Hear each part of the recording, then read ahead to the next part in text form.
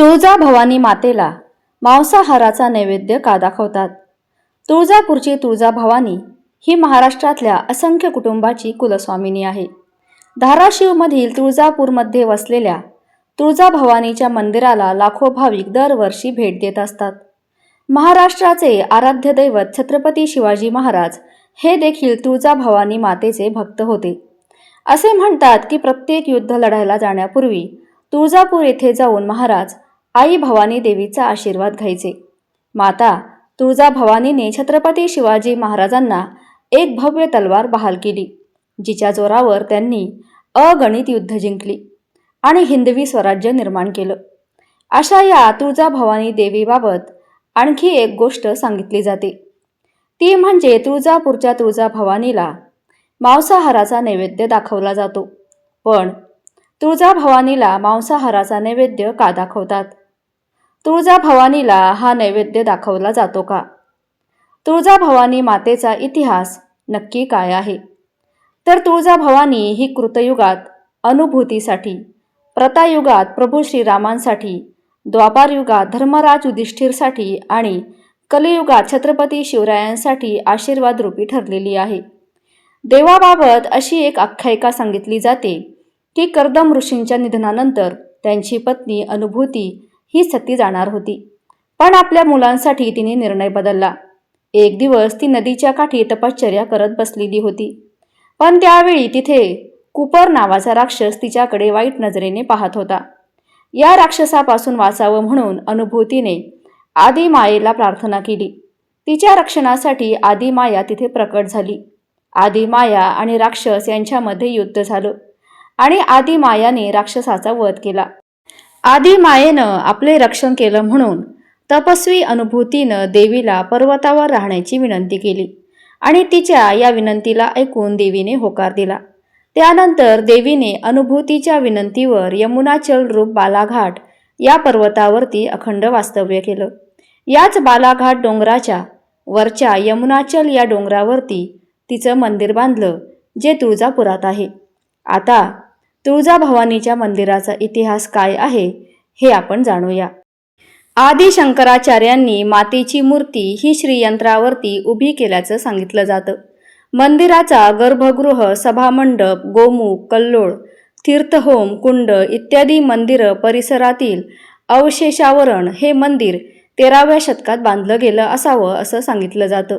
देवीचं हे मंदिर हेमाडपंथी पद्धतीने बांधलेलं असून त्यावर कोरीव कामही करण्यात आलेलं आहे. मातेची मंदिरातील मूर्ती ही काळ्या पाषाणाची आहे. मूर्तीचे वैशिष्ट्य म्हणजे ही मूर्ती स्वयंभू आहे. 3 फूट उंचीची आहे. देवीच्या पाठीवरती वानाचा भाता आहे आणि देवीच्या मुखाच्या उजव्या आणि डाव्या अंगाला चंद्र आणि सूर्य आहेत.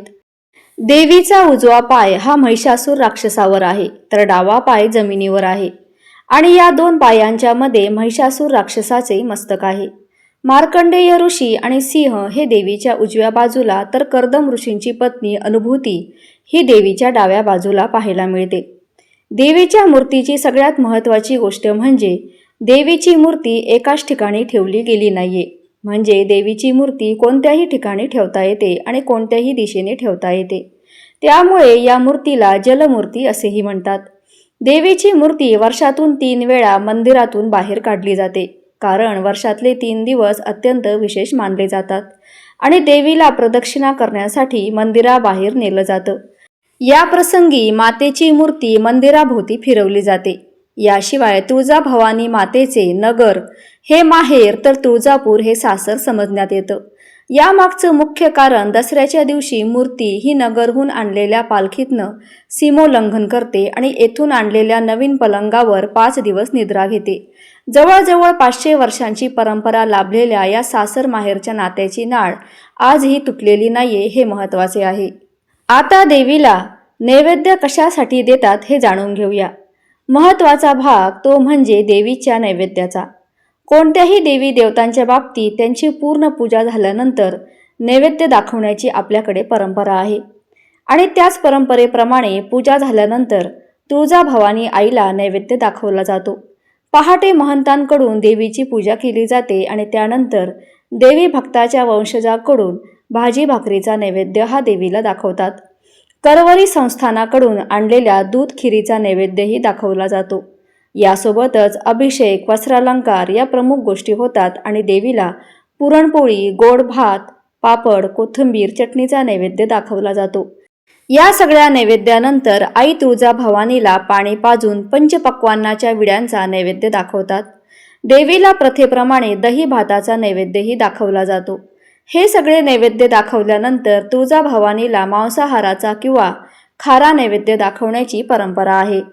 पण देवीला मांसाहाराचा नैवेद्य कसा काय? तर याची देखील एक कथा आहे. महिषासूर नावाचा राक्षस हा देवी देवतांना त्रास देत होता. तेव्हा सगळे देवी देव एकत्र आले. त्यांनी ब्रह्मा, विष्णू आणि महेश यांच्याकडे या राक्षसापासून वाचवण्याची विनंती केली.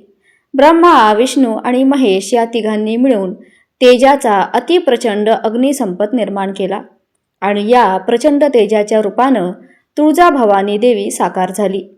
महिषासुराशी युद्ध करून जेव्हा दसऱ्याच्या दिवशी त्याचा वध होणार होता तेव्हा तो देवीला शरण आला. माझं गर्वहरण झाले असं म्हणून त्याने आपल्या 2 इच्छा देवीसमोर मांडल्या. त्यातली पहिली इच्छा म्हणजे त्याचं नाव देवीच्या आधी घेतलं जावं आणि दुसरी इच्छा म्हणजे त्याला मांसाहाराचा नैवेद्य दाखवला जावा. देवीनं त्याच्या दोन्ही इच्छा मान्य केल्या. म्हणूनच पहिल्या इच्छेप्रमाणे देवीचं नाव हे महिषासूर मर्दानी असं घेतलं जातं. तर दुसऱ्या इच्छेप्रमाणे दसऱ्याला मांसाहाराचा नैवेद्य हा देवीच्या पायाशी असलेल्या महिषासुराला दाखवतात. हा नैवेद्य खालून वर असा दाखवला जातो, पण पूर्ण मुखाजवळ नेला जात नाही. त्या मांसाहाराचा नैवेद्य हा देवीला नसून पायाशी असणाऱ्या महिषासूर नावाच्या राक्षसाला दाखवला जातो. देवीला फक्त शाकाहाराचा नैवेद्य असतो, परंतु या दिवशी घरोघरी मांसाहाराचा नैवेद्य बनतो. याशिवाय आणखी एक मांसाहाराची कथा आहे. नवरात्रीनंतर भैरवनाथाला रम्यस्थान पाहण्यासाठी दंडकारण्यात देवीने पाठवले. तिथे आल्यावर देवीने त्याला पाठवले तेच विसरला आणि तेव्हा देवीने रागावून त्याला विचारलं, कशासाठी पाठवलं होतं आणि काय करत आहात? त्यावेळी देवीची त्यानं क्षमा मागितली. पण देवी तिथे विराजमान झाली आणि तिच्या रक्षणासाठी अष्टभैरव तिच्या समोर राहिले. तो दिवस दिवाळीचा होता, म्हणून दिवाळीचा नैवेद्य हा काळ भैरवनाथाला मांसाहारी नैवेद्य दाखवला जातो आणि देवीलाही तोच नैवेद्य असतो आणि पाडव्याला पुरणपोळीचा नैवेद्य असतो. अशा प्रकारे तुळजाभवानी मातेला मांसाहारी नैवेद्य दाखवण्याची प्रथा आणि परंपरा सुद्धा आहे. तुळजाभवानी देवीच्या उपासनेत शारदीय नवरात्रीला खूप महत्त्व आहे. या प्रसंगी देवीच्या मंदिरात मोठ्या उत्साहाचे आयोजन होते आणि हा उत्सव मोठ्या भक्तिभावात आणि पारंपरिक पद्धतीने साजरा केला जातो. अश्विन प्रतिपदेपासून सप्टेंबर-ऑक्टोबर हा शारदीय उत्सवात सुरुवात होते. त्यामुळे पौराणिक कथेनुसार महिषासूर त्याच्यासोबत 9 दिवस चाललेल्या घनघोर युद्धानंतर दमलेल्या देवीनं निद्रा घेण्यासाठी मंचकी जाते. नवरात्र संपताच 10व्या दिवशी विजयादशमीचा सण असतो. त्यावेळेस श्री तुळजाभवानी मातेची मूर्ती ही मंदिर परिसरामधील पिंपळाच्या पानावर आणून पालखीमध्ये ठेवून मंदिर प्रदक्षिणा करण्यात येते. त्याचबरोबर भाविक हळदी कुंकवाची उधळण श्री तुळजाभवानी देवीच्या पालखीवर करतात. या उत्सवात लाखो भाविक सहभागी होतात. छत्रपती शिवाजी महाराजांनी भवानी मातेच्या चरणी अर्पण केलेली सोन्याच्या पुतळ्यांची माळ आजही देवीच्या मुख्य अलंकारांपैकी एक आहे. श्री तुळजाभवानी मातेचा छबिना म्हणजेच श्री तुळजाभवानी मातेचा उत्सव मूर्ती एका चांदीच्या मेघडंबरीमध्ये व श्रीदेवीच्या अनेक वाहनांपैकी एका वाहनावर श्रीदेवीची चांदीची मूर्ती व पादुका ठेवून मंदिराभोवती एक प्रदक्षिणा पूर्ण करतात. त्याला छबिना असे म्हणतात. श्री तुळजाभवानी मातेचा छबिना प्रत्येक मंगळवार पौर्णिमेच्या 1 दिवस आधी आणि पौर्णिमा या दिवशी आणि त्यानंतर 1 दिवस अशा प्रकारे करण्यात येतो. अश्विन कोजागिरी पौर्णिमेच्या अगोदर दिवसाचा छबिना हा दिवाळी पाडव्याच्या दिवशी काढण्यात येतो. फाल्गुन पौर्णिमेचा छबिना गुढीपाडव्याच्या दिवशी काढण्यात येतो. श्री तुळजाभवानी मातेच्या वर्षातील 21 दिवस निद्रा काळातील छबिना काढला जात नाही.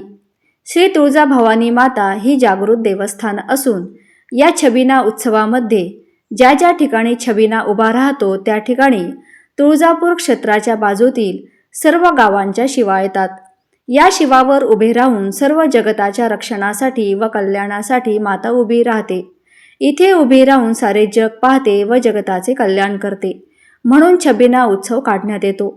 श्री तुळजाभवानी मंदिरात प्रवेश करण्यासाठी 2 मोठे प्रवेशद्वारी आहेत.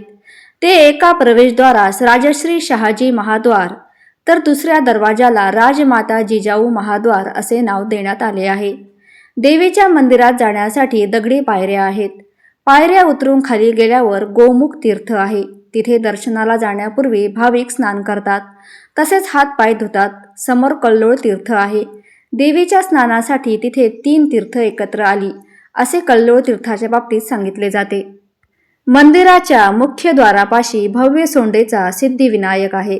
येथेच आदिशक्ती, आदिमाया व अन्नपूर्णा देवीचे मंदिरही आहे. त्याचबरोबर आदिमाया शक्तीच्या पाठीमागे मातंगी देवीचे मंदिर असून श्री दत्त मंदिर, यमाई देवी, जेजुरी, खंडोबा मंदिर ही मंदिरे देखील इथे आहेत. अशी आहे भवानी तुळजाभवानी माता. तर हा महत्त्वपूर्ण व्हिडिओ आवडला असेल तर लाईक करा, शेअर करा, सबस्क्राईब करा आणि कमेंटमध्ये श्री तुळजाभवानी माता नक्की लिहा. धन्यवाद.